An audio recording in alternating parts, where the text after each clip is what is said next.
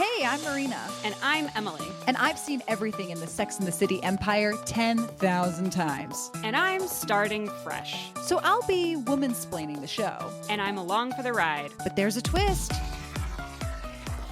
We are starting with And Just Like That and working our way back to the beginning. So in other words, we're watching it backwards and in high heels. This is City and the Sex.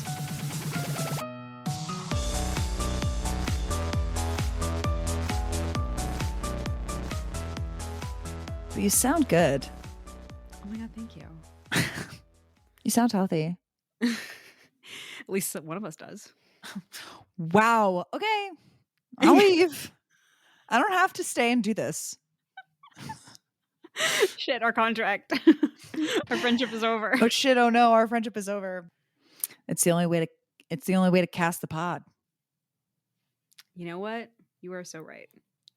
I'm surprised that joke was not an And Just Like That. And for those joining us, welcome. We're at And Just Like That, episode 4. Episode 4. We're doing You great. thought I was going to start over, but no, I'm going to keep the fact that you shivved me in my stomach for being Oh sick. my God. America will hear that. No. Sorry. Sucks to suck. Damn it. We were doing some pre-show banter, but now I gotcha. Damn it. Now that I've lost the editing control, I'm dealing with the consequences. All right. As I said, And Just Like That, season 2, episode 4, Alive. All caps, exclamation point is the title of this episode. Really? Emily, as we do, one word overview for this guy. Okay. My one word overview is going to be sex ? Go on. Because so for a show that's called, well, it's not called Sex and the City, but a show that is based on Sex and the City. We talked before about how like Carrie, for example, is a bit of a prude, and the way that they handle sex is sort of strange sometimes. This show, like, no pun intended, or maybe pun intended, went hard on the sex in a way that I was like, okay, is this what we're usually doing? You know, it's like we went to some new places, and then I had mixed feelings about the results. And so that ended with a question mark. Do you know what I mean? Mm-hmm, it would have been sex, exclamation point, capital letters, like the title of this episode. But then it fizzled out and ended up lowercase with a question mark. Yeah, I feel that. I feel this episode is uncomfortable. Okay. This is how I would phrase this episode is uncomfortable. So before we sit down for a podcast, I rewatched the episode just to like remind myself of the terror. And this time my partner was over and I said, I'm going to watch it just like that now. And he was like, okay, you know, I'll be on my phone. And it's not like I'm uncomfortable watching sex with my partner. That's not the issue. It's just the sex that's happening, to your point, is so weird. It was a lot for me to have to defend to my boyfriend. Like, this is my side hobby is watching this television show. You know what I mean? Like, that was why I was uncomfortable. You know, it's like when you make really weird art and then you let your family members see that weird art for the first time. And then you're like, I now have to justify that this is the weird art that I do. Like, I went through this phase I feel many people can relate with where, you know, I was really into anime and manga, and then you take that left turn and then you start drawing in anime and manga, and like, you know, I would come to my parents and be like, I want to do graphic novels and blah, blah, blah, blah. They would be like, wow. And then you would show them your like amateur hour anime art and they would be like, oh, you know what I mean? Like, that's such a lovely comparison. That's what this episode feels like to me, where it was like I had to go through that experience your parents again. It's showing. Okay, so your one-word description of this episode is the word uncomfortable, and then your multi-word description is, this episode makes me feel like I'm showing my Sesshomaru fan art to my parents. I will also add that I'm still in my slight Popeye era. So I like that you keep using that as code for being sick. But like when I think of Popeye, I think of someone who like eats spinach and gets really strong. So like when he's like, I'm in my Popeye era, to me, my mind is just like, oh, she's like really buff. You know what I mean? It's like, First of all, yeah, iconic. And that's what I want the viewer, because this is a visual medium. So they should be able to see me and know that I'm buff. That's what I want the viewer to think of me. 2 thoughts though. One is, do people even know what Popeye is anymore? It's true. Do the Gen Zers? Do the Gen Zers know? The millennials barely know. We're losing the receipts. And 2, Popeye's girlfriend was Olive Oil, famously. And she had like black hair, and it was always pulled back in a low bun. And I will never forget, I think I was in middle school, and I had hair pulled back in a low ponytail every day. That was my uniform. It's my uniform literally in this moment. And my dad turned to me and he goes, "Why are you always doing your hair like Olive Oil?" And I've never been so red to filth. That's really funny. We got a job to do. Get back in it, Olive Oil. We start. I'm going to play for you what she sounds like, and you're going to regret saying that about I don't me. remember, and I don't know if I want to. Okay. Going off my memory, if I remember, she sounds something like, she's always like, "Popeye," like that. Oh, Popeye. And if it's accurate, give me an Emmy. Wait, do you want me to pretend to react? I can be like, whoa, that's really good. That does sound, you sound just like it. Oh my God. I don't know what it sounds like. Hits keep coming and they don't stop coming, okay? And on that note, we should go back to school and hit the ground running. We usually start with Carrie's plot line, but we're going to start shifting Carrie to the final place because, she's finally getting some main character energy back somewhat.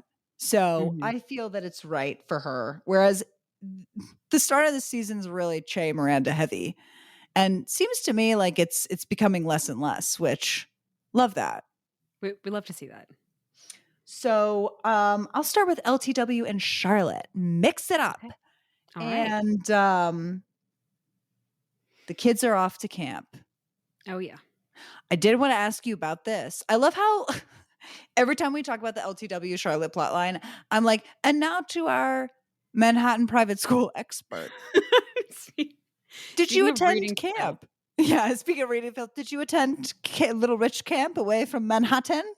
So I will say I was one of the few that never did sleepaway camp. And that was because I had no interest, even as a child, in even being remotely close to the woods. I was like, I am not interested in this. I am not interested in a location that could have spiders. And so I am going to stay at home with my arachnophobic ass and just have my summer to myself. But that was a big deal, was the sleepaway camps. So your parents had to deal with you all summer? Unfortunately for them, yes, they did. I deserved that. That's fine. I deserved that dick. Yeah. Yeah. You're like, yeah. Yeah, they really did. Especially because my sister did do the sleepaway camps. She did sleepaway camp. She did CTY, which they affectionately called the nerd camp.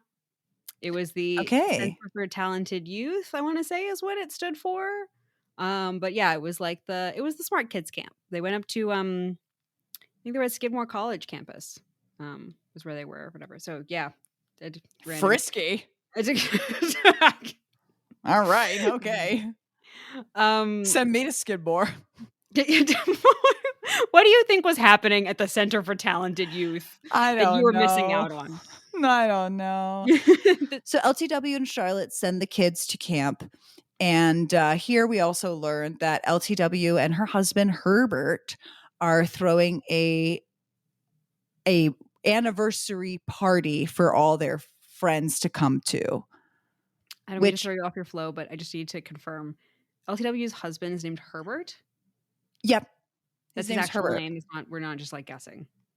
I clocked that this time because I heard it and I was like, oh yeah, his name's Herbert. And then I was like, what a weird name. So random. Like that's like the name of a turtle. That's the second person who has been named a turtle name in this show. that is a human man. And like, if I had a nickel every time there was a human man in the show that it was given a turtle name, I'd only have 2 nickels, which is not a lot, but it's still But weird that it's more than I happening. thought. Yeah. Sorry, So continue. anyway, Herbert, they're celebrating their anniversary at a huge big blowout dinner with all their friends, which at one point in the episode I turned to my partner and I was like, am I wrong? But like, is it weird to have like an anniversary party as a couple where you force everyone to like eat the cake you had on your first date? Like, isn't that just weird? And my partner turned to me and was like, everything in this show is nothing a human being would do. Well, so this is what I'm saying is like, it's like we get so wrapped up in the world of this show. I feel Yes. like I have lost the skew of what's normal. So like even pretty weird things in the show will happen and I'll be like, safe haven. So it's like, it's helpful that you had someone there to be like, Marina, this entire show is like inexcusable. Is bonkers. They are celebrating their 20th, I will say. But to Okay. me, anniversary party screams like 40 years grandma and grandpa. You know what I mean? Where like 40 years is like incredible. Right. 20 years, I'm not saying it's not incredible. Of course it's incredible, but it's just kind of like We're not okay. raising a toast to you guys for 20 years. That's like, And it's I'm not gonna eat the nothing, but it cake. like kind of is. Like it's like you're Yeah. still in it. And You I'm gonna know. eat the cake that you had on your wedding day, like, or not a wedding day, your first date. I don't know you. Yeah. I don't know you like that. I didn't consider, I don't know you. But I am doing this. But also, you were taking notes. And that's why you were asking your partner. You were like, how weird is this, though? How weird is this? Because you better be into it. Do you remember what we had on our first date? Because I'm getting that menu. Because I'm getting that menu. Very pivotal moment here that I want to call out. Okay. And I can't wait to see it again in season 1 because I didn't catch this, but I saw it on the internet that in season 1, LTW has a whole scene where she talks about how when her father died, and as you know from this episode, her father's featured. So it's not even that they just forget what happens in Sex and the City, which is like somewhat excusable, although not really. They also forget what happened in the literal prior season before. Sorry, I know this is an audio medium and I need to say something, but I'm like literally speechless because the first season of this show was not that long ago. And that's a pretty big thing, especially for a side character who I don't get the sense, as we've talked about, I don't really get the sense they've been given a lot of like attention in the plots and centrality. It's like they don't have a lot going on. So to like have a nice bit of backstory that you gave this person, and then ignore that and forget about it is like, that's pretty shocking to me. Yeah. It's just so obvious that they want this polarity. I mean, we'll get to it, but they want the polarity of like Herbert's mom. And quick detour here because, you know, LTW and her husband are focused on this anniversary party and their work, but Charlotte and Harry, they're focused on fucking. And this is the sex that Emily was alluding to. When we were getting to the scene, and again, my partner was on his phone, I slowly watched him look away from the phone and look dead-eyed into the screen as this scene happened. And I was like, all right, well, they got someone's attention. So we go to Charlotte and Harry, and they are having sex, which is great. We love representation of that. And they decide that Harry should finish on Charlotte's breasts, on her bosom. And great. And Harry finishes and nothing comes out. And what was funny is my partner had the same reaction I had first time watching this episode, which is, oh, they were too lazy to like do the effect. I will say it is in line with the show that Charlotte's in. Yes, it's another, yet again, another example of comedic dumb fodder that is introduced, kind of built, and then let go. Yep. Because like, well, first of all, I do want to get to the brunch where they talk about all of this. One of them says, Casper, the friendly cum. which another great line. And then Carrie stutters in trying to describe jizz, which is so uncomfortable because you never see Carrie like stutter over a joke. Like her thing is the one-liners and she's always got them ready to go. And I think they think it's funny to be like, Carrie can't think of what to say about jizz. And then what she comes up with is not even that great. She's like, it's the annoying friend you miss having around. Again, it's like of the things to subvert about Sex in the City, like why are we subverting her ability to come up with a one-liner? And then for a one-liner that's not even that great. Like if she had come up with Casper the Friendly Cum at that point, we wouldn't even be having this discussion. Yeah. Instead, it's like your annoying friend who goes away and you kind of miss them. It's like, okay, I don't miss my annoying friends. It's like who goes away sometimes and then comes back. And everyone's like, wow, Carrie, you should read that and put it in your book. Yeah, I know. It's like, meanwhile, I have no tolerance for my annoying friends and I'm over it. And if that's what cum is, it's like also do the way that they like were in rapt attention. It feels like in universe, Carrie is supposed to be funny. Yes, like yes, Carrie's supposed to be clever. Yes. Okay, was this supposed to be a funny line, and that just didn't work on us? The Dadaism that is us trying to figure out if this line is funny says it all. It's an exhausting show. It is an exhausting absolutely show. Exhausting. They put all this peddling into like, oh, Carrie for once doesn't have the one-liner on the tip of her tongue, like, and then we get there and it's an analogy that doesn't even work. And then Anthony follows it up with a kicker line, which is like Miranda's saying something, and then I think Miranda turns to Anthony as like, well, you as like the cum receiver and haver, like, what do you have to say about this? And he goes, thank you, Rachel Maddow. Anthony best line of the episode. Is doing laps around these women. I'm best sorry. Line of the Anthony episode. Is far and away the funniest and wittiest person in this group. Anything Anthony says is genuinely funny in a way that I'm like, who's writing him? And where do they go for the rest of the show? I know. And then when he's like, I want mayo, then Miranda's like, I didn't like mayo either. Like, yuck. I was like, don't taint it. You sit down. You sit down. We don't want to hear from you. I don't want to hear your goddamn jokes. That was like flew in from LA. Yeah. Yeah. You're the last person I want to hear from right now. Put your phone away. I need to invite us to brunch. I know. But they have that brunch, and so to kind of wrap up the Charlotte plot before I get back into the big LTW one, because Charlotte and Harry, they go to a doctor. We get another echo of this BO bit from episode 3 where the doctor's like, can I eat a power bar? And he's chewing on this power bar, and I'm like scrambling my brain to understand what the joke is. Yes. Okay. I was going to ask you about this too. They're going to see the doctor, and by all accounts, the rest of the scene is completely normal. Like, there aren't any bits that come from him chewing on the thing. There isn't like a setup with the chewing and then a payoff. Like, he mispronounces something, and so they mishear him and do the wrong advice. You know what I mean?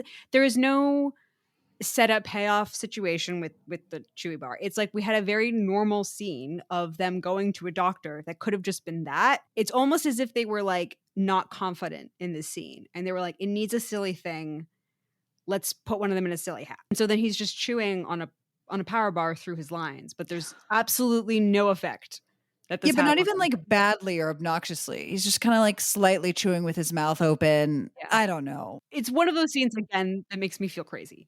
Yes, it makes me feel crazy because like, give him a shake weight. I don't know, something that's like automatically dumb, as opposed to just like, do you mind if I eat this power bar slightly rudely? Like, okay, sounds good. That's so silly of you.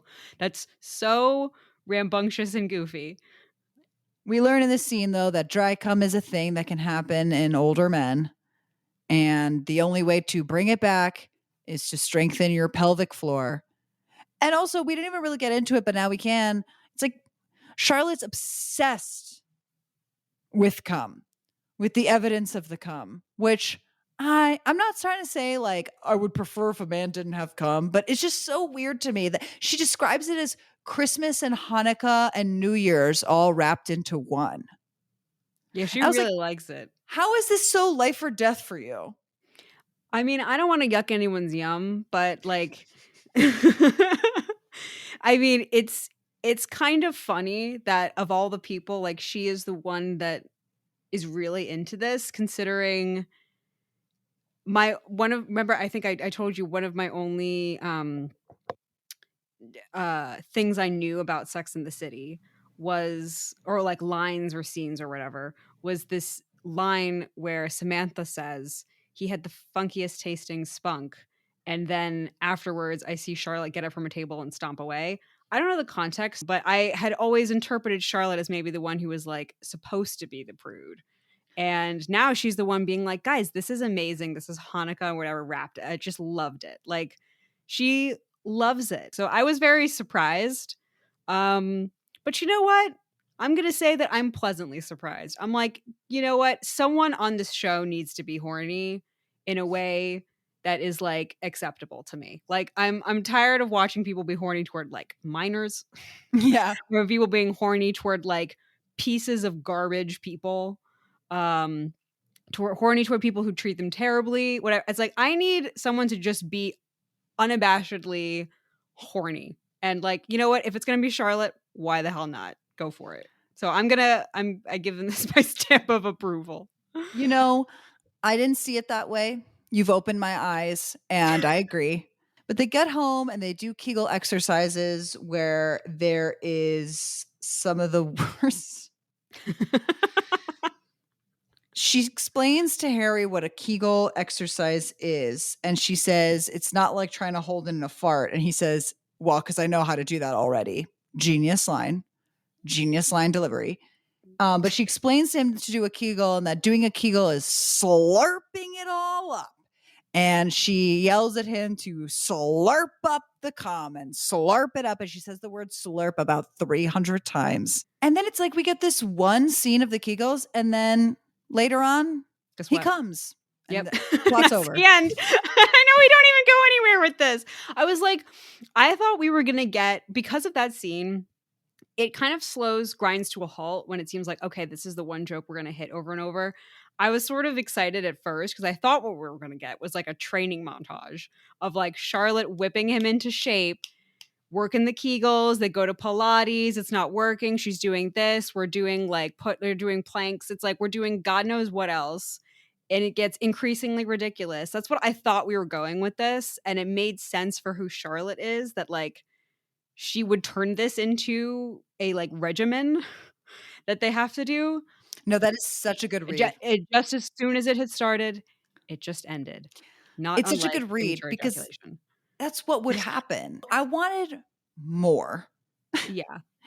But no, we just get one little cutscene and he comes and it's great. And you're like, okay. And also that one's really, it's also, even as a button scene, it's unsatisfying because she gives him a hand job off frame. And then he comes, and then because she smiles, we're supposed to assume that there was liquid, but it's like, no, I need to see the liquid now. Yeah, we are too deep into this, ma'am. Sir, Michael Patrick King. We have to now. It's too late. We're all in on this now. But yes, that is true. I forgot about that. So that's that whole plot. Woo. Okay. Going back to LTW, her and her husband go out on a little date together. They discuss the dinner, that Herbert's in charge of the invitations for the dinner and how grateful she is that he did that. And then he throws out there that he wanted to run for comptroller, but decided it's too much right now. Oh, that's where this comes from. What the fuck is a comptroller? Okay, so a comptroller is like, I don't really know how to honestly describe it. It's like it's not a mayor, but I think you also vote for it in the same race as the mayoral whatever. I think it's a little bit more focused on like, I don't want to say this wrong, but like logistics and transportation, I think is what it's more dealt with. That's actually, But it deals with other stuff in the Bureau too that have to do with like the budget, basically, like where the budget's going. But my point is the way that they treat comptroller in this show is like he's running for goddamn president. Yeah, they do treat it like a really big office. So like, I was right about like it's dealing with the budget. So I'd say like they do treat it like it's a bigger deal than it is. But I would say the comptroller is maybe in a more important role in New York just because like it is a thing that people have opinions about, if that makes sense. Yes, but it's like framed to me like he is representing the good in this country. Okay. That's what I'm saying. It's an accountant. And it's like it's a glorified accountant in terms of like, yeah, they run, and I'm not saying he wouldn't contribute to the civic good by being comptroller. Of Right. course. I'm just saying the way that it's dealt with in this episode is like, oh, he's giving up. First of all, how are they going to maintain this lifestyle that they have that is exuberant and insane with him being comptroller? Because I Yeah, no, can't absolutely. imagine you can go from earning probably $1 million a year to whatever the fuck a comptroller gets, which is what, like $150K max, probably. Right, to like your city budget, whatever. Also, like it's I don't was there any sort of political ambition from this man ever before? Did we know what he did before? Where does this come from? I'll be honest, the scene where they're out to dinner talking about this, I zoned the hell out. I do not remember this whatsoever. It comes from the fact that he played George Washington in Hamilton. Oh, okay, you're right. I'm so dumb. Obviously, if he wanted to do it for like I want to make a difference, whatever, it's like he could run for like city council or something like that. Like you can actually get involved in politics. This is kind of the role for people who are like nerdy pencil pushers. Like the comptrollers don't go on to run for mayor, as far as I know. Right. That's my You point. know what I mean? So Yeah. like this is kind of if you're like, I really just love bureaucracy and I love accounting and stuff. It's like, I don't get that sense from him that he's just really into like public policy. You know what I mean? What is so alluring about this to him? Well, we have to set up the dichotomy between the parents at this anniversary dinner. So we have to have some sort of impetus for that. Okay. Between his mother and her father. So yeah, we get to the anniversary dinner real quick. First of all, Victor Garber is at the dinner. Victor Garber, what's he doing there? Victor Garber can make any content good. Is he playing himself? Yes, he is playing himself in every role, and I cannot get enough of it. Excellent. If he had been in The Idol, it wouldn't have been canceled.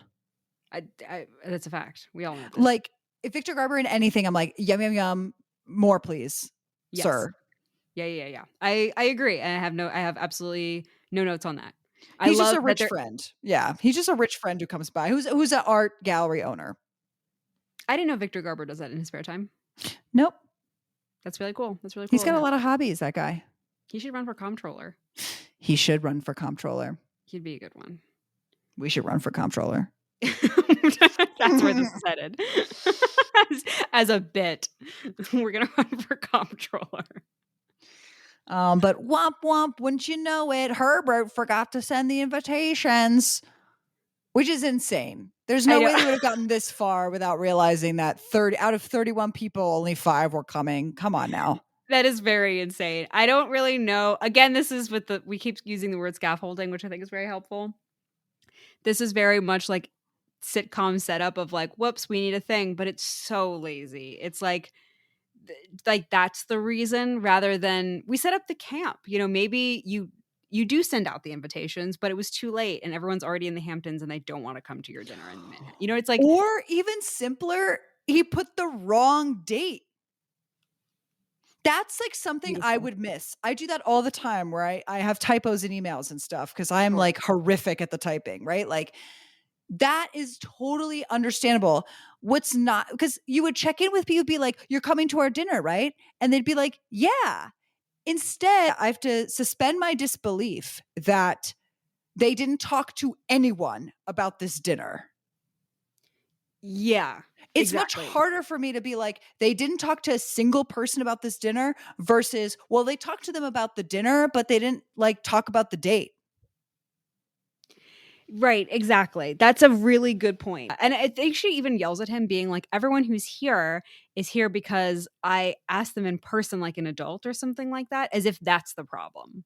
Yeah. As if like the invitations are somehow not a proper way to do this. Whereas like the more improper, insane thing is that you literally spoke to no one ever, not even to invite them, just like you've never mentioned it. It was like a secret. Yeah. It's No, weird. it's very strange and highly improbable. And then it makes the rest of it just really hard to get on the same board with. Yeah. But luckily, Victor Garber's there and he kind of Thank teases to Charlotte that he'll give her a job at her gallery. And it's like, yes, go, please. Stop. Give yourself a more weighty plot line than dry cum and the MILF list and your daughter sold all her clothes. Like, please, it drives me bonkers that this episode is about dry cum and not about whether or not Charlotte should go back to work. Like her weighing that decision. I want to underscore exactly what you're saying by the fact that, again, because I really cannot stress enough how much I checked the hell out of any LTW scene in this episode. But the conversation you're talking about, giving her a job, I straight up do not remember this whatsoever. I know I am on a recap podcast for the show, and this is very unprofessional of me. I do not remember this happening whatsoever. It's because the dinner is so many ludicrous hats on top of the other that you're just like, I'm done with this whole plot. Right. So my brain turned off. It was like, I'm going to protect you. You know, it's just like a self-defense mechanism. The way that like, I'm like a porcupine where my like spikes come out. It's like that. It's like, we're not going to think about this right now. There's too much happening and I don't like it. And then we get to Boomer Bash, which is mom and dad squaring off about their principles. Because dad, played by Lando Calrissian. Wait, really? Yeah, that's Lando Calrissian. What's his name? Billy D. Williams? Yeah, it's Billy D. Williams. Billy D. Williams. Getting that check. Getting that check. I did not recognize him at all. All right. Again, how I knew my partner was paying attention. Perks up from the couch. She goes, "Is that Lando?" Oh my God. Lando Calrissian plays her dad, and he keeps waxing to Herbert about how he's praying to the great god of Wall Street because he writes plays and he only likes artists, and LTW is an artist and she should make her little documentaries, which is hilarious because Herbert has done nothing but support her in that, as he should. But my point is he's done nothing to say he doesn't support that. And then the mom goes off about, I don't even know what the mom is mad about, though, that she's not a good mother because she should have baked the cake and she should have sent out the invitations, and like because she works, it's a problem. And I'm just like, get me through this. It's a wonder that I don't care about either of these parents at all. That's what I'm saying. I applaud you for paying enough attention to take the notes because you have to lead us through this episode. But I cannot. I went numb. I did not process it whatsoever. I'm glad that Victor Garber is there and offered her a job. I would love to see what comes of that. I do think it's funny that Billy D. Williams is in it. Good for him. Get that check. I think it's funny that now I started to see why they brought the dad back from the dead, is because it's like, if you get him to say okay, you're like, sure. Put him in the show. Put him in the show. We'll give you whatever you want. Also, to note, Naya is not in this episode at all. Is she? I don't think so. But you know what? Here's the thing. Normally I would have said that's actually okay, because I actually would be more in favor of them. If you can't fit in everybody, pick who you're going to focus on for this episode. There's just too many. You know what I mean? It's like watching goddamn Degrassi, and it's like every single student is like having the main plot of the episode. That's what it feels like. It's not a good sign in this case because the plots that you did make room for are garbage. And also, as discussed, Naya seems to be the one who always gets the short end of the stick. Always. And it's like, she just became friends with LTW. Wouldn't it make sense for her to be there? At the party. Absolutely. And that's just even a way to just get her in the background. Yeah, why not? You know, like Seema's in a couple Carrie moments where she's just kind of there. You know what I mean? Like, that's so true. Like, anyway, so justice for Naya still. But that's LTW and Charlotte's plot. Thank God we're done. Oh my God, wait, I just realized something. Is that why the episode is called Alive in capital letters with an exclamation point? Because the dad is alive? That's what I'm going to say is canon. I'm making that canon. All right, it's canon. Put that in the end, just like that wiki. Man, just like that wiki. Wikipedia. Well, then we get to Miranda and Che. There's nowhere safe. Again, I forgot what happens in this episode. I completely forgot about. And then as I was sitting there with my partner, I said, oh my God, this happens in this episode and my partner is here. And I literally had to pause the TV and turn around and be like, I don't think you're ready for what's going to happen next. I like the way you talk about him as if he is like your grandfather. Yeah. I'm like, Grandpa, what did you do in the Great War? Because whatever it was, you shouldn't have to sit through this now. Yeah, exactly. You fought hard and you should not be subjected to this. Why don't you go lie down? Why don't you go lie down? Lie down, Grandpa. Well, we wake up. Miranda's on the couch in her Brooklyn home. And she's woken up by Steve punching one of those bags. And he's looking hot, objectively. Yeah, he looks great. He looks phenomenal. Yeah. And then she goes to see her kid, and he's sleeping with the headphones, and he gives her a whole bunch of sass, being like, well, if they were working, then I wouldn't be talking to you. Brady's a little shit. What a little shit. Your mom gave up her like LA fun time to come to come console you for a breakup, which sorry, I don't give two shits about because he's like in high school. Right. Like it's not actually a big deal. Yeah. Yeah, it's not real. And then what a 180 from last episode. Their scene ends last episode with like them having this very tender embrace at home or whatever. And then it's undercuts all of that. Yeah. In a way that I was kind of like, okay, I don't need her to like continue to be a simp, but like, he could be like, I don't know. It was just a lot where I was like, it just felt to me like we just need to make this character angry now.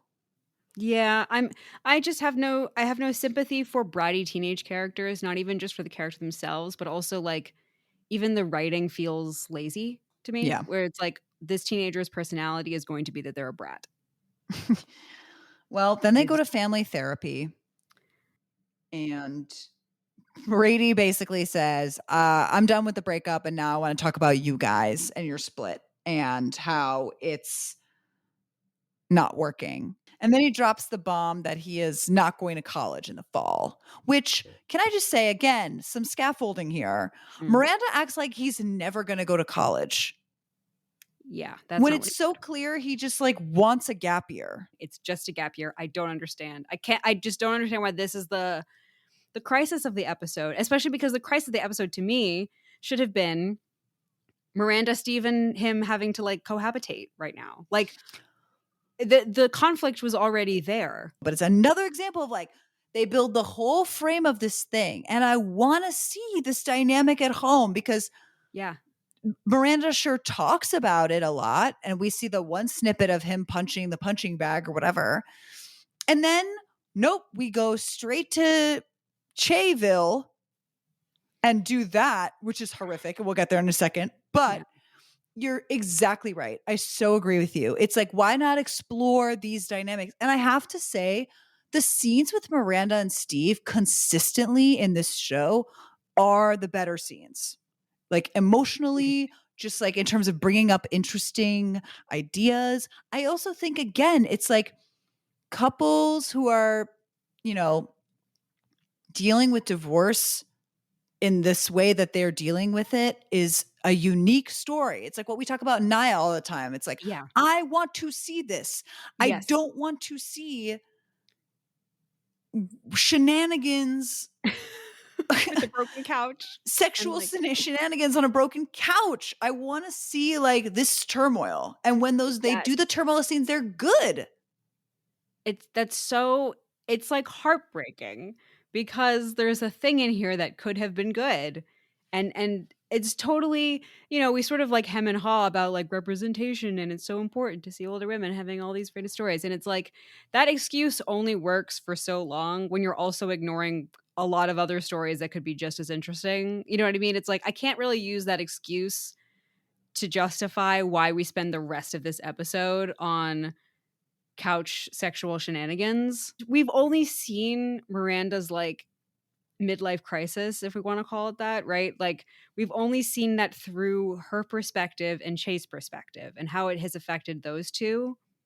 I have, obviously, I'm jumping in season 2, so maybe this is not a fair criticism, but I haven't seen its effect on her family at all.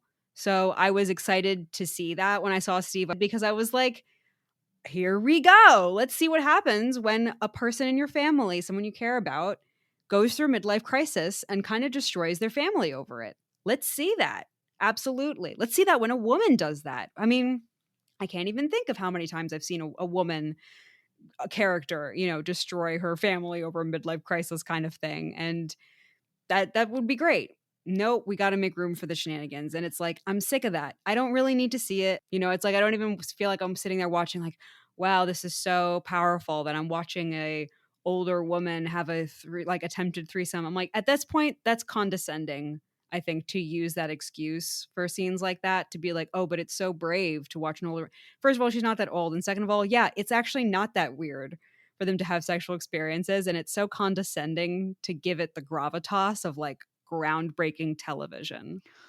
I also think we already have hygiene sex in this episode. Like, it's not like they're missing hijinks sex. Like, we have the dry cum. It's true. Hang your lantern on that. No. Instead, Che is moving into their luxury apartment in Hudson Yards. And I just, as a resident of Hell's Kitchen, Okay. I would like to bring up my beef with Michael Patrick King. Which is that repeatedly on the Writers Podcast, he talks about how Che steps up from their crappy Hell's Kitchen walk up to go to fancy Hudson Yards. And I'm like, don't disrespect my goddamn neighborhood like that. First of all, Hell's Kitchen can be classy as fuck. Okay. Che wishes that they could run their life in Hell's Kitchen instead of soulless, corporate, horrific Hudson Yards. Like, actually barf. Also, to your point about the thing, I'm just going to go back to my theory about Michael Patrick King, who was like frozen in cryogenic sleep for all this time and has like woken up from several years ago. What year does he think it is where Hell's Kitchen, like, that's expensive? Even the shabby walk up is really expensive. So like, what year does he think this is? That's what I want to know. The disrespect. And also, it just is so wonderfully out of touch to say that. You know what I mean? Also, like, because Che would be in Brooklyn. 100%. They would have been in Bushwick somewhere. Yeah. And then they would have elevated to that Tower of Sauron that we have that they're building now. Yes. 100%. As opposed to Hell's Kitchen, Hudson Yards. Like, what? The man has, first of all, never left Manhattan. Yes. And I mean, like, even like Central and South. I don't even think this man has been to Harlem. Like, this man has been in like a 20-block radius in Manhattan. And on top of that, he hasn't been alive since like the 1980s or whatever. So like, he also doesn't seem to understand like what things look like now. And that's the only explanation I can get for this weird explanation of what's happening with Che's apartment. But anyway. Well, in this horrific apartment, Lyle, Che's current husband, I guess, is still there. And then we learn so much about him that I don't want to know. We get his whole like speed dating spiel. I'm like, I don't want to hear any of it. Like, Carrie has this whole scene with him and is like, ugh, just get me out of here. Also, in the meantime, Miranda and Che are like semi-fucking in the bedroom, which is very rude. It is incredibly rude. Everything about what happens in this apartment, from this through everything else, is it's like college age people acting like college age people, having college age crises and situations. That's what this felt like to me. Well, then we are on the bed and everyone's sharing their polyamorous pegging strap-on stories, and Carrie, being the sex columnist, is like, gotta go. Yeah, she's like, oh, pegging. I got to get out of here. Although this is the one time I will give her credit, because how the hell did she even stay this long? These three are insufferable. I know. And I do think it's actually them being funny about Carrie being a prude. Yeah. This was the one time where I was like, you get a pass on this one. I was like, I see you. Okay. You get it. But Lyle falls asleep on the bed. And they can't be adults and just wake him up and say, get the fuck out of here. We're going to get into the Dadaist experimentation here, where I was trying to decode what here is contrivedness on behalf of the writers and what here is contrivedness on behalf of Che. Because I did have this question in my notes of, was this whole threesome setup agreed upon on purpose? And we sort of like led the horse to water, so to speak. Or is it the writers forcing this to happen? I can't tell. I think this is a repeat of when Che has that meltdown about dieting and how they feel about their body. And it comes out of nowhere and it's really weird and it feels like they're making it up. A couple episodes back. It's like that, where the problem is that they have set up that Che is a kind of disingenuous, mean-spirited character. Mm-hmm. So when they do their usual tactic of forcing their plot in there, it reads as disingenuous. Whereas with everyone else, it just kind of reads as chaotic or hijinks or whatever. You know, we kind of like buy into it, I guess. Whereas with Che specifically, you're like, I can't tell if to your point, you get that question. Are they forcing it or are the writers forcing it? I think at the core, the writers are forcing this to happen. I think they think it's funny. To set it up, they all sleep like Three's Company in the same bed. And then Miranda and Che start to get a little hot and heavy. And Miranda's like, are we going to make out while he's asleep? And Che basically is like, shh, don't think about it. And then Lyle wakes up and tries to join in. And they have a very disturbing conversation where Che's like, are you cool with this, to Miranda? And Miranda's like, my visceral reaction is no. But as I'm talking about it more, like maybe I just need to explore the unknown. And Che's like, well, it becomes less hot the more you talk about it. Which, ew. No, yeah, we don't want that. And the way that Lyle comes up behind Che to join, exactly. It's like, was he asleep the whole time to get this to happen? But I don't think that was real. I don't think that the writers are working on that 3D chess level. Okay. Yeah, I think you've exactly articulated the problem here. And I think it's interesting. I could go back and forth, but either way, we get to the situation where Che says these things in a way that I think is, again, supposed to be interpreted as flirty. I don't really know if the writers meant to make this like a moment, quote unquote. You know what I mean? Like a #me too teaching moment, let's call it. A very special episode of And Just Like That. I think this was like, oh, Che, this is the way that Che is kind of flirty, is like a little bit negging, a little bit sort of like, you know what I mean? I think they think of this as just their style. And that is not how it reads. And that's not a really good thing to say to someone in any kind of situation with anything sexual, intimate, anything, like of them trying to work through whether they're comfortable or not, and then telling them you're actually killing the vibe by talking through it. Yeah, it's like, I'm killing the vibe by talking about it. Maybe you're killing the vibe by trying to introduce your ex-husband out of nowhere into this threesome, like that I clearly don't want, because I didn't want him to be here to begin with. Exactly. And then they turn around and proceed to essentially cut Miranda out of the threesome. Yeah. Which that's intentional. Insane, but it's insane on a level of like, do you want me to not like this character or not? Yes. And I have a feeling we're going to ask this every goddamn episode, because I'm watching this like, this person's clearly a villain, right? Show, right? And this is clearly a bad partner. And we're supposed to be like, man, I can't wait till Miranda dumps this trash person.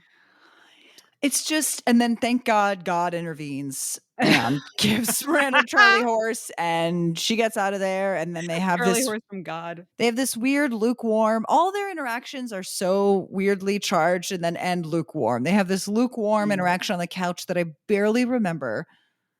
That's just kind of like whatever. I don't remember what they say. I missed you, and then like nuzzles up against Miranda, and then the couch, which is broken, like falls, like it like thuds again or whatever, and they like giggle about it, and then that's the end of the scene. Gross.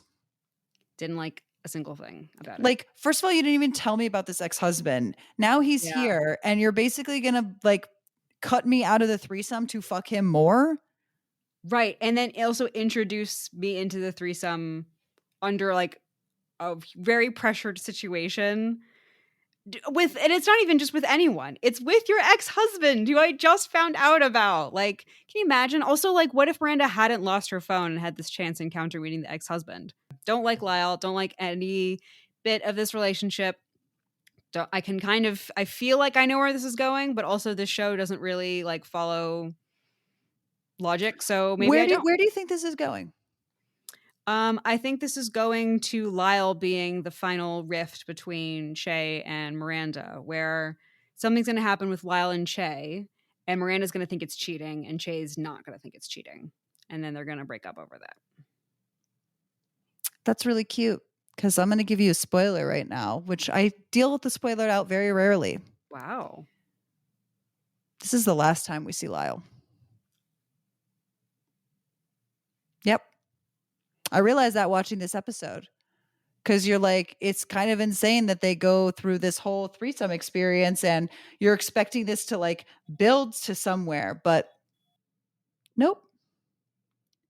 I'm like furious about that. I think I would have been less angry if he comes back, but in a way that is just ridiculous or just not what I was expecting or whatever. You know what I mean? I think I would have been less angry if he came back and did a stupid thing. I'm more angry at the fact that like there was clearly such setup here and so much time has been dedicated to this. Why would you just drop him? Like he's clearly oh my God, I'm so mad. It's just like, why have him in 2 episodes? Why? Like, he seems like a like if it's just going to be this kind of like like just put him in 1 episode. Why is he in 2 episodes? And then I feel like, oh, this is like real tension and gone. Yes. Obliterated after this. Exactly. What was the point of all of this? I don't think there's even a wrap up of like, oh, Lyle, I told him to get away. Like, I think he's just Thanos snapped and he's gone. Gone. He's out of this universe. He's gone. He's dust.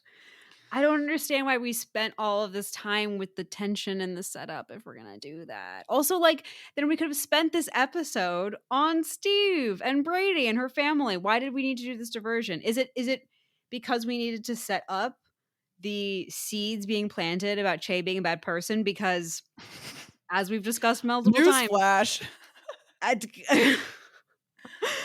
We know. We know. We know.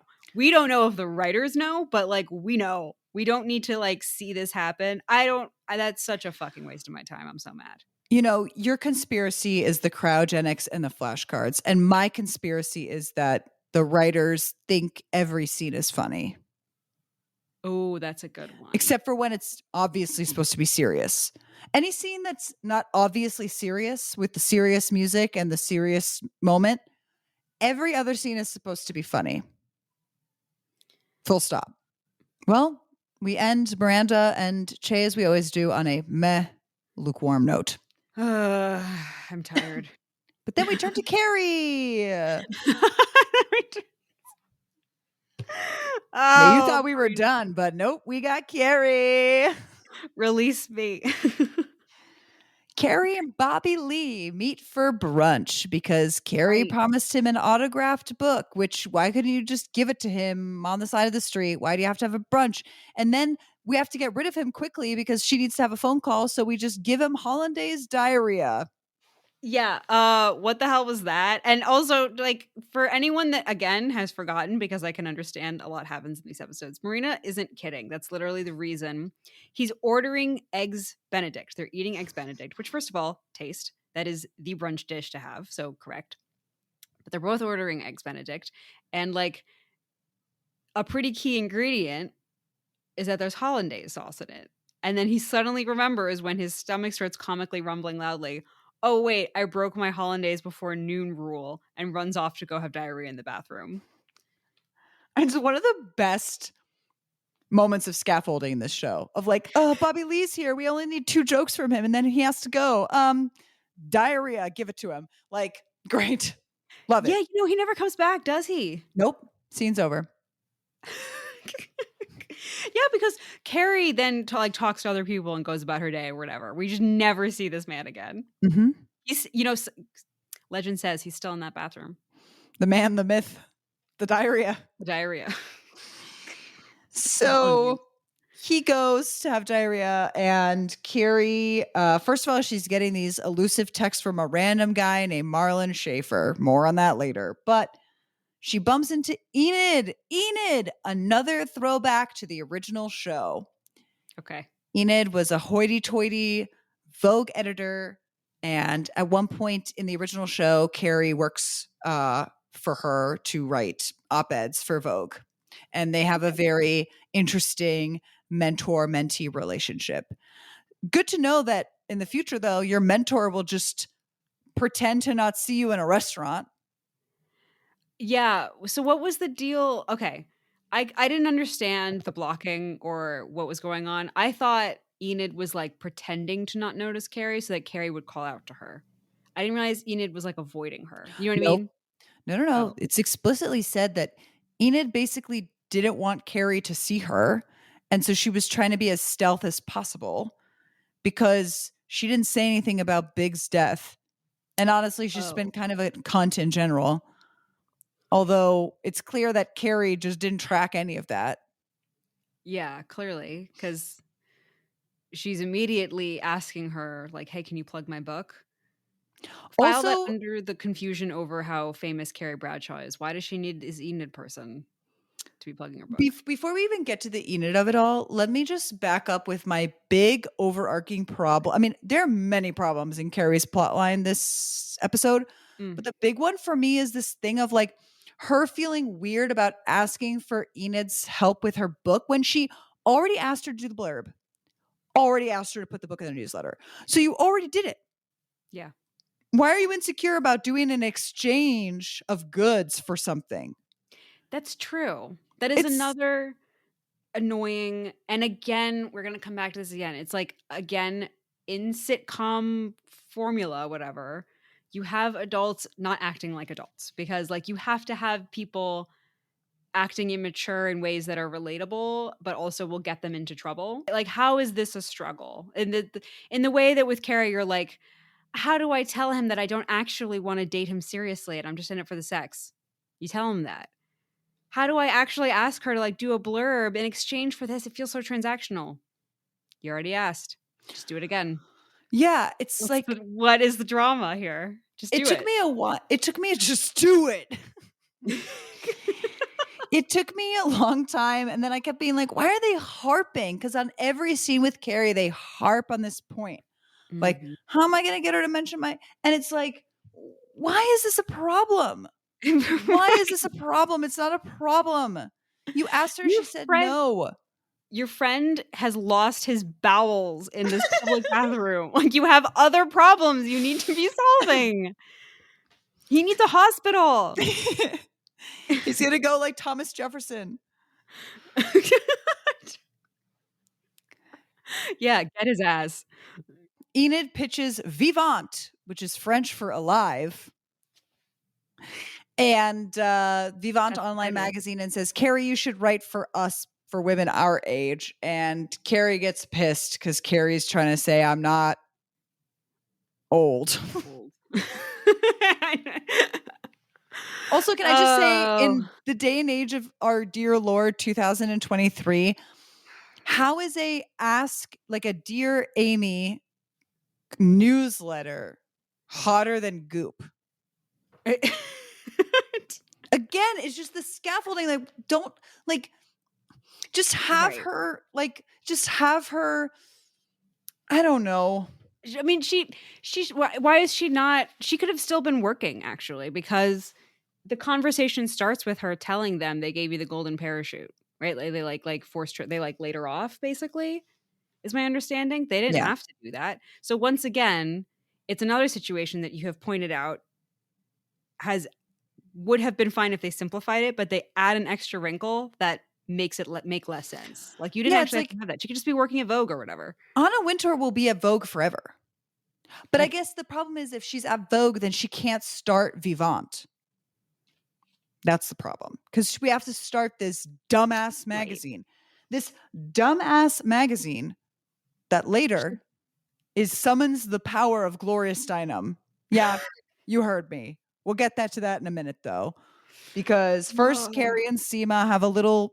I think this is like one of the only times we see Seema this whole episode. Mm. They have a little chat. Carrie's wearing a dumb flying nun hat that's ugly as balls. I said it. And we get another text. Out there. You could put that in print in Vivant. Yeah, exactly. Next to me. She gets yet another text from Marlon Schaefer. Mm-hmm. I see it twice. I'm like, I know this is going to be a plot point. Couldn't give less of a fuck about this guy. Yeah. Already have forgotten. Also, like, she doesn't know who this man is. Does Carrie... I mean, maybe this makes more sense because you told me that Carrie is, like, anti-technology or whatever. Does she not know how to, like, block people or whatever? Yeah, I'm like, I would instantly think this is spam and just move on. Right. Nope. She just keeps looking at it. I don't know. After Che investigates Lyle Island... Ugh. Oh my God! Don't. Why would you say that? She finally goes. Say that? I'm a sad, sick, Popeye sounding person. Okay, I have little to live for. Sick Popeye pervert. That's me. The man, the myth, the lasagna. Well, Carrie goes to the Vivant, I don't know, fundraising event. Yeah. Where, you heard me. Gloria Steinhem is there. Playing Victor Garber, weirdly. It was so weird. It's so weird. Not only is Gloria Steinhem, but Gloria Steinhem also, all her dialogue is her own dialogue. What do you mean by that? So, like, the little speech that she gives about women, she wrote that. Like, she came up with that on the spot. Anything Gloria Steinhem says in the episode is just Gloria Steinhem being Gloria Steinhem. Are you telling me this is a theory or something you actually learned? No, this is in the writer's podcast. She improvised. I mean, they told her ahead of time. They're like, you're going to give a little speech to these ladies. This is what Vivant is about. Which, again, okay. And so she gives this speech that's like, women outlast the men. They survive longer, and this is why. And that is why this work is so important that you do in this room. Vivant will live. And it's like very self-serious for a women's magazine that we're hiring Carrie Bradshaw to do an Ask Amy about or whatever. It's a shock for me to say I feel they do Gloria a disservice. In any other context, I think Gloria is very charming. She makes little jokes. She says, women outlive men, although we don't want to. And everyone laughs. Like, right. Meanwhile, the fuckery that's happening in the background does not match the speech she's given. And the fact that she's pitching to this dumbass, fake-ass, Vivant-ass magazine. You're like, That's so sad. I was watching, I was like, God, Gloria is just effervescent. The fact that she ends saying, the new frontier is aging, which is such a interesting, loaded thought. But no, we got to move on. Yeah, because we got to go back to the Marlon Schaefer. Schaefer. Oh, that's so insulting. First of all, new frontier. Anyway, dick pic. Dick pic. Before we get fully into dick pic, I want to point out the house in this is the same house that Miranda Priestley has in The Devil Wears Prada. Thank you. I thought that exact thing. I was like, this reminds me exactly of Miranda Priestley's house. And I was going to ask you and like say something about it. Thank you so much. I was like going crazy. Those stairs, that carpet on the stairs. Iconic stairs. I know this. That is a good fucking movie. That is a movie that just doesn't age. It's perfect. It's beautiful. Yep. Tragic. Bitsy Von Muffling's back. Can't get enough of this woman. I'm sorry. She literally goes on a rant here, and I was like trying to write down all the parts of this rant, and then I just gave up because I was just like, she's just talking about nothing, and it goes on for so long. Michael Patrick King, like, edit. Right. What I also, can I just say that she, as someone who has my only reference for her is what we saw in the last episode, right? Yeah. Which was like having a very sweet and affectionate conversation about grieving for your husband and how to live on and how to also comfort yourself when you're having a rough day. It's a lovely conversation. I just had a very different idea of who this character was, so that when we come to this episode and suddenly she's like holding up her phone like, "Did you see the dick pic I sent you?" I'm like, who is this woman? Because the person that we met was so lovely and thoughtful, and then this maniac has come in that is like, I'm giving your number out to my ex-boyfriends, and I will send you pictures of their schlong to excite you about them. Like a maniac. I don't know what law she's breaking, but I think she's the closest we have to like some sort of criminal in this episode. No, she's a It is criminal. not at all who I thought she was going to be. I thought she was going to be a sweet old lady. No, she's a criminal for many reasons. Okay. First of all, let me say, so we find out that the Marlon Schaefer texts are because Bitsy gave Marlon Carrie's number because she felt bad for Carrie and she's trying to get them to fuck each other. First of all, we get a very important bit of context here that I have to point out, which is the second crime that Bitsy commits. Because, by the way, this is Bitsy's true character. But okay. Just so you're comforted. Okay, thank the you. second crime that she commits is that they talk about her husband, who famously is dead, but is in the original series, and I can't wait for you to meet him. Bitsy goes on and on about how much sex they used to have. And Carrie's like, I thought he was gay. And Bitsy's like, well, yes, but that's why he tried so hard. And I was like, call Glad. Yeah. That is a crime that you, gaslit this man who you knew was gay into continuing to be with you and have sex with you because you were trying to engineer him into having sex. It opens a portal right into a thought island I don't need to go to. I want to go to the frontier is aging. That's where I want to go. I don't want to go to this woman gaslit a man she knew was gay for years so that he could continue to have good sex. It's just baffling. Well, maybe he came out later in life and then he, got to enjoy himself and find romance or sex with people he wanted to. I'm just going to put this headcanon in my head so I can enjoy this. Emily, remember that for later. Oh, no.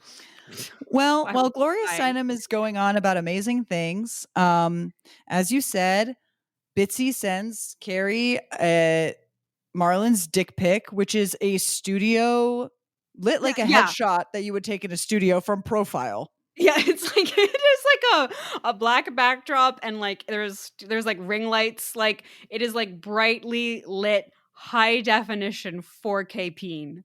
It is like this was a professionally done, but it's clearly not like, to your point, it's also clearly not like a posed. It's like not a posed nude that she zoomed in on. It's like just perfect profile of this man just standing in a studio somewhere. It's like, can Hollywood not manufacture a real looking dick pic? Right. I don't get it. I don't get what we're I feel like Michael Patrick King was like, if it doesn't obviously look like a dick in profile, they won't understand it's a dick pic. And I'm like, I think people know what a dick pic looks like. Right. Even if it's like kind of blurry, like I get the concept. This is the thing about dick pics. It's like dicks are not attractive to look at. Do you know what I mean? Like, and I say that as a straight woman. I don't look at a dick and I like a disembodied picture of a dick and think like, wow, this is great. I just don't like that it was like cut out of an anatomy textbook. There's something about that that's very foreign, especially when Marlon is clearly in every picture he sends to Carrie. Wouldn't it just make sense? Like, you know what would be funny is like old ass Marlon, like naked. Yeah. Like from balls up. Yeah. And he's like got a 6-pack and is ripped. Awesome. And then he's holding his dick. Yeah. Yeah. That's yeah. a hilarious photo. Yes. As opposed to this like horrific, like dissection page from an anatomy textbook, headshot lit, Right. glowing, kind of orange penis that we get. Right. Which is again disembodied and really also could be anyone's. How do we even know that this is Marlon? Well, Enid recognizes that it's Marlon's because essentially Carrie says some words to Gloria Steinhem. Oh, God. And then Gloria Steinhem gives her the courage to barter with Enid. Ugh. And then she barters with Enid to mention, to give money to Vivant because Carrie's got deep pockets because Big's dead. So she agrees to give the money if Enid will shout out her book. And then they take the picture with Gloria. And then Enid's like, I have to approve that photo. And then she scrolls through all the photos and sees the dick pic and is like, my Marlon, you're stooping my Marlon. And Carrie's like, no. And then Enid's like, and then Carrie's like, I'll just give you the 100K for nothing in return. And then we get, and just like that, or Enid and I became PayPals. I thought what happened was at first she wasn't actually even going to give her money because I thought she was saying, she kind of like did that callback line of like, but if I give you the 100K, I'd have to give everyone 100K. And she's like kind of cool about it. Well, I think So she's I thought, bartering. okay, She's like playing the game. Like, okay, well, I'd like to right. give you the, she's finally bartering. I think that's what that's about. Oh, okay. So she's going to land on a price. It's just that we don't know it yet because they get interrupted by taking the picture, checking the picture to make sure I look cute. Oh my God, what is this dick pic? Blah, blah. And then she agrees to give her 100K in the end because she's like ashamed. So all of this was for nothing. I just want to be super clear. It's like 8 steps of guffaw to get to the final guffaw, which is basically like, first of all, Carrie thought she was supposed to write for Vivant. And then Enid's like, no, I just want your money. Right. And then Carrie's like, oh, well, if you want my money, you could mention my book. Essentially, in a covert way, says that. Right. And then right. Enid's like, I will mention your book for the money. And then Enid's like, wait, you're fucking my boyfriend? And then Carrie's like, no, anyway, here's the money. Oh, so we don't even, okay. So then what was the point of the fucking my boyfriend reveal? Nothing changes because of it? Because she fucked her boyfriend, she's probably not going to get the blurb anymore because essentially to make them even, she has to pay Enid 100K and not get the blurb. The fact that you don't know says a lot. Yeah. It says a lot about the complicated, drawn out steps it takes to get to this. We were talking about this last episode about like, do they write the and just like that first? This is a classic example of they wrote this and just like that. They wanted the PayPal's joke. And then they wrote this whole episode to get there. And it is clunk central.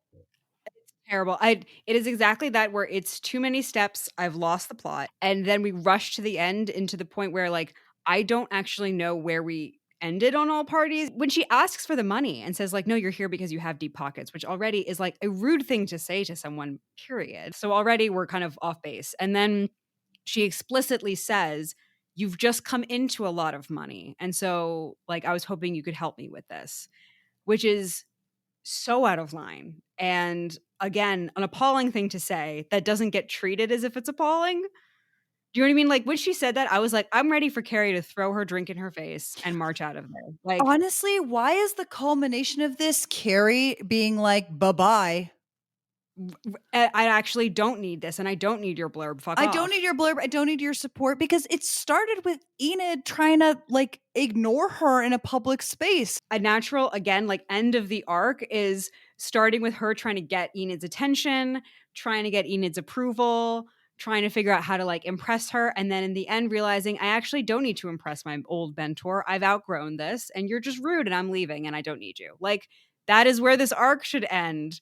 But it doesn't even end in a subversive way. It just ends in a stupid way. That's unreal. It's just like a dick pic guffaw. And also does nothing to deepen her relationship with Enid. It makes me not like Enid. And Enid was always a very caustic character, but you still liked her. You see what I mean? Like she could be very blunt and very kind of like a little rude, but you Okay. still kind of liked her. You still, and Yeah. you also empathized with her. I didn't read Enid as a character who would be empathetic or I would like to empathize with or anything like that. Like, she was the hurdle that Carrie was supposed to cross. I did not read her as like a friend, a mentor, any of that. I was just like, oh, here's the thing that she's going to solve. And then Carrie didn't solve it. And I don't think it's a good homage to their relationship in the original series either. That's sad. We had a lot to say about this episode. This episode had a lot of bumps in it. Yeah, it really did. It really rocky as hell. I don't think there was any totally smooth ride that stuck the landing, except for Naya's plot. I'm sure it was wonderful. And that's why they cut it out. And that's why they cut it out. Well, we end the episode as we end all episodes. Emily, what was your get them? What was your one singular get them for this episode? This is going to be hard every time. I think my get them is like the pressuring Miranda into a threesome moment, because I don't, as discussed, I don't think the writers saw it that way, and that's what it was. It was gross. Yeah, I was going to say Lyle as a whole would be my get them. But I think I'll go with just forcing all your friends to an anniversary dinner for your wedding. Oh, yeah. I hate that. I also will become that. We are our greatest critic. And what is your release the Kraken? This is tough, I think, for me, but I mean, I'm going to say Victor Garber.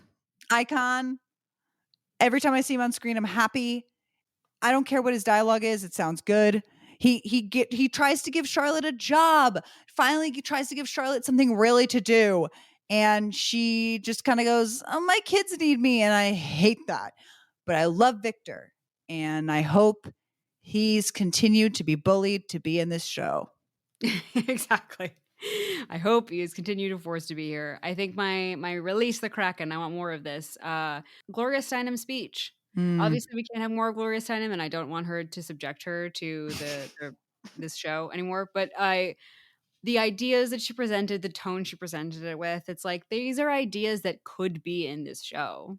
There's like it doesn't have to be serious about it, but they thematically could be in this show, but we're like choosing not to for some reason. So I'll do like a release the Kraken for Gloria Steinhem's speech.